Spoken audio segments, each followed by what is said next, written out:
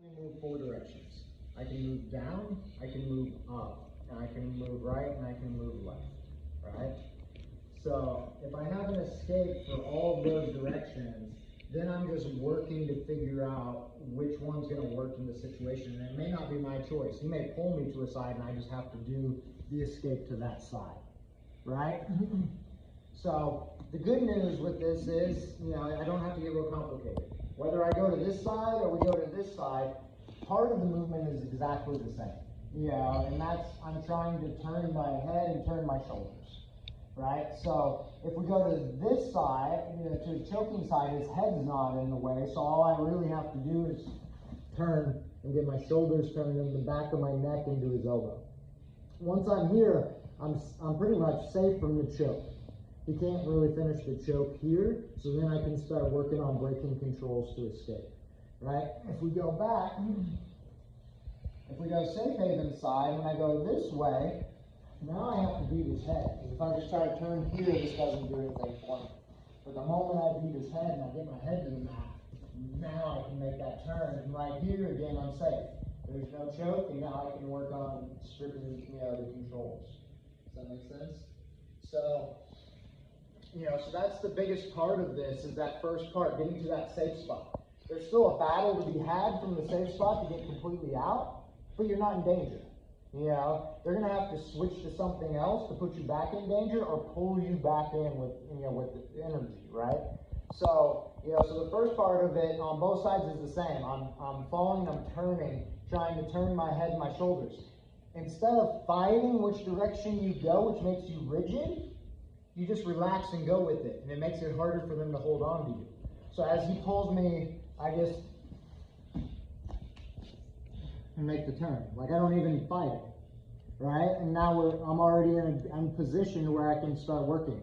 On this side, when I land here to get out, like, I got to deal with this arm. This arm is what's holding me in place. So I go 2-on-1 on the arm. And now I start looking to peel his legs to start coming out to get him focused on this. And the moment I feel the tension go out of his arms, because he's worried about what's happening down here, I pass this over. I keep control of this. As I clear, what does everybody want to do that's this person? They want to come on top, right? So as he tries to come up on top, he puts himself in the dars. Right? So we got that side. Let's do that one again. We're going to play with all of these, right? So we fall this way, I'm just kind of relaxing and turning, right? That's the initial part. He doesn't have, with the seatbelt, if he doesn't have both shoulders controlled as he falls, this is an easy play. Go back real quick. If he gets control of my shoulders before we fall, this is a different story. Now I can't turn, right? So if we go back, this is why in EDI overtime, when we start and they go, are you happy with your grips? I need this down here, right in the center of my chest. Then he's not controlling my shoulders, right? He's got a little bit of control here, but he doesn't have much over here at all. It's when he brings this up, now he has good control of both shoulders.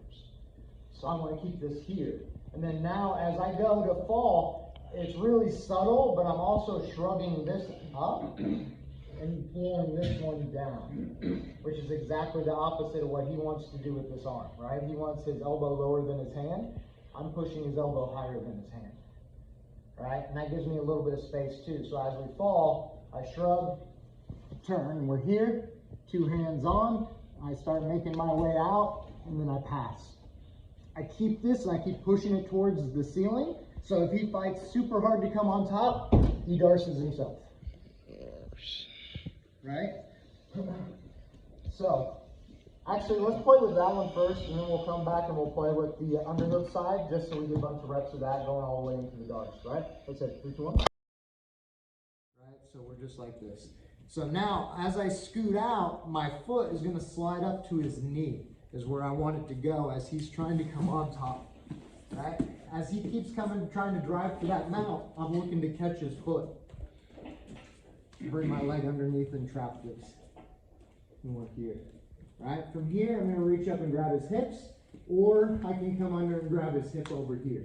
Either way, and I can finish flaring my knee out. Right? So, You do it. I don't know, man. It's maybe false confidence. Right? So he's going here, he's going, clears, he starts coming out, he's bringing that foot up under, right? So this person, like, I'm like, oh no, I'm losing position. I'm coming on up to mount, right? He's feeding it in, catching, tap, right to the ham sandwich, right?